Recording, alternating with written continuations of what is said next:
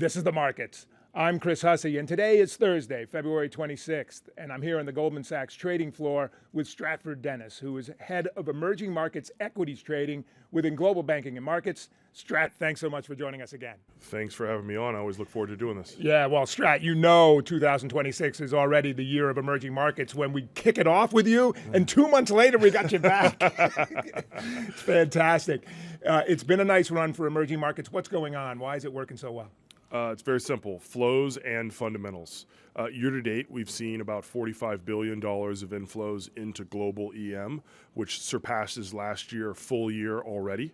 And if you think about last year, obviously we had a strong year. And from an inflow perspective, that was stronger than what we've seen in the past few years. So to already surpass that within 2 months of the year, it says how robust the flows are. And then fundamentals, from an earnings perspective, things have been strong. Fundamentally, we're seeing stronger emerging markets globally. And so you couple the two, and we see the strength that we've seen year to date. Let's peel back the onion a little bit, because what's interesting too in this, all of this has happened with China not actually being the driver. What's going on with China? Why is it lagging?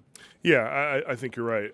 First of all, you're just not seeing the earnings growth. So you look at how China performed well last year, all of that was due to multiple expansion.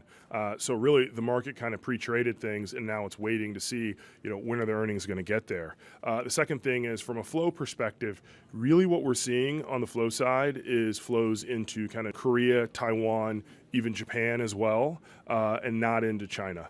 And the third thing, if you look at things from an economic perspective, the economy is kind of bifurcated. The exporters are doing well there, but the companies that have exposure to kind of domestic demand are not doing as well, because there has been weakness there. And then lastly, we'll perhaps talk about the dollar. The weaker dollar that we've seen really isn't a China story. It's really an EM ex-China story. So it's not getting the tailwind from that the rest of emerging markets are getting. Yeah, it's a good point about the dollar. And then, when you think of the tariff implications there too, if the exporters were doing well in China, they're not going to get any relief here from the new tariff regulations, right? Correct. Yeah, so we have to wait for that domestic China trade. Mm-hmm. Yep. All right, let's pivot before we go to the dollar to Latin America, because you've always taught me that Brazil can be a great place to be, and Brazil, it's been a great place to be. First of all, I don't know how much I've taught you. You've certainly taught me more. But yeah, look, we like Brazil. We continue to like Brazil. We think there are going to be 250 basis points of cuts, starting very soon. We like that you're getting exposure to the commodity cycle. We still are bullish there. And then you have the election upside, where depending on who wins the election, we think it could be a bullish catalyst for the markets. On the contrary, I will say that it's not as cheap as it once was, and from a positioning perspective, certainly things aren't crowded, but it's less of an underweight as what we've seen in the past. But with that being said, typically when you get these cutting cycles, they tend to last longer than the market expects, and those cycles tend to be good for equities. So we do like Brazil still. All right, you mentioned the dollar. Mm-hmm. Let's go into the dollar a little bit, because Korea, when you and I were talking just before we started this podcast, yes, that's up like 60% or something, because it's getting a lot of tailwinds from the dollar on top of everything else. Yeah. What's going on with the dollar, and why is that such a tailwind for emerging markets? It's incredible. You just mentioned Korea. It's obviously had in dollar terms up almost 100% last year, and now it's up another 60%. And as you mentioned, it's February 26th. So I won't annualize those numbers, but obviously it's been a strong run. But typically when I think about my trading framework, and I've mentioned this in previous instances, I think of emerging markets as kind of EM ex-China and China. And when you think about EM ex-China, one of the kind of main inputs into how do you think things are going to go from a risk and equities perspective is the dollar.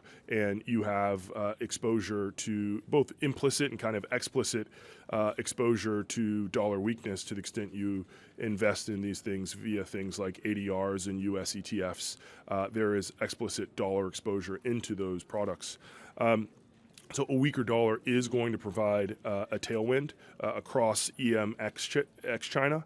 And then the second thing I would mention is that a weaker dollar tends to coincide with strength in commodities, and for areas like Latin America, we have exposure to strong commodities, and that's one of the reasons we like things like Brazil. So a weak dollar does kind of find its way into EM assets in kind of a number of ways. Yeah, no, it's a great point on the commodity side because so many of these emerging markets do focus on commodities. So let's put a bow on this. When you think about it, do I still want to own emerging markets after this big run? And if I do, where do I want to own it? Yes, I think you do. Now, I talk with you about emerging markets and international markets, and I love doing it. But at the core of kind of what I trade has been derivatives and structured products. So forgive me if I get a little too technical, but I want to be long emerging markets kind of across EM, ex-China.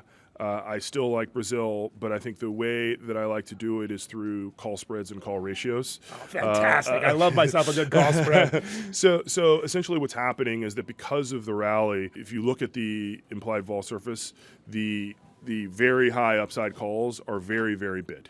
And that makes sense because emerging markets are up 15% in less than 2 months. That's going to happen. As a result, what we would call that is skew flattening, meaning these upside calls are very expensive. And so that means that if you buy a kind of at the money or slightly above at the money call, and then you sell either one or even two of the upper strikes, you get into call spreads and call ratios. And those call ratios provide very attractive risk reward right now because of the flatness and skew. So if you look at whether it's MSCI EM or you can look at Brazil through the Bovespa, you can get into call spreads and call ratios that offer 5 or 6 to 1 payout ratios depending on the strikes you pick. So that's what I like. I think that differs. It's still bullish, but I think the difference between where I am now and where I was when I was here earlier in the year is the structures that we have our kind of longs on. Should perform well, but not as well if the market continues to gap the way it's done.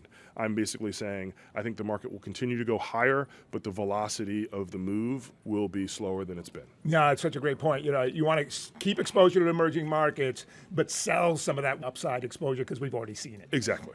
Great. All right, what are we looking for ahead as catalysts? Look, the things I'm thinking about, it's probably perhaps too early for most to think about it, but I am starting to think about the Brazil election. We're starting to see the news cycle pick up. We're starting to see the Brazilian index start to trade as news comes out about the election. And then, I will say that although I focus on international markets, I think everybody is focused on, the play between AI and kind of the AI at-risk firms. And so kind of figuring out how the market digests this theme and how that theme plays out is still central to me in international markets, because if you look at, even broad groups of equities like global EM, what you'll see is that if the S&P and the U.S. equities sell off significantly, my products can kind of outperform, but they're not going to be up. Yeah. So kind of risk sentiment along this story is something that's certainly on my mind. Yeah, correlation has been such an issue for these markets for so long. Strat, terrific conversation. Thanks for joining us. Thank you for having me. That does it for this week's episode of The Markets. I'm Chris Hussey. Thanks for joining us. The opinions and views expressed herein are as of the date of publication, subject to change without notice, and may not necessarily reflect the institutional views of Goldman Sachs or its affiliates. The material provided is intended for informational purposes only and does not constitute investment advice, a recommendation from any Goldman Sachs entity to take any particular action, or an offer or solicitation to purchase or sell any securities or financial products. This material may contain forward-looking statements. Past performance is not indicative of future results. Neither Goldman Sachs nor any of its affiliates make any representations or warranties, expressed or implied, as to the accuracy or completeness of the statements or information contained herein, and disclaim any liability whatsoever for reliance on such information for any purpose. Each name of a third-party organization mentioned is the property of the company to which it relates, is used here strictly for informational and identification purposes only, and is not used to imply any ownership or license rights between any such company and Goldman Sachs. A transcript is provided for convenience and may differ from the original video or audio content. Goldman Sachs is not responsible for any errors in the transcript. This material should not be copied, distributed, published, or reproduced in whole or in part, or disclosed by any recipient to any other person without the express written consent of Goldman Sachs. Copyright 2026 Goldman Sachs. All rights reserved.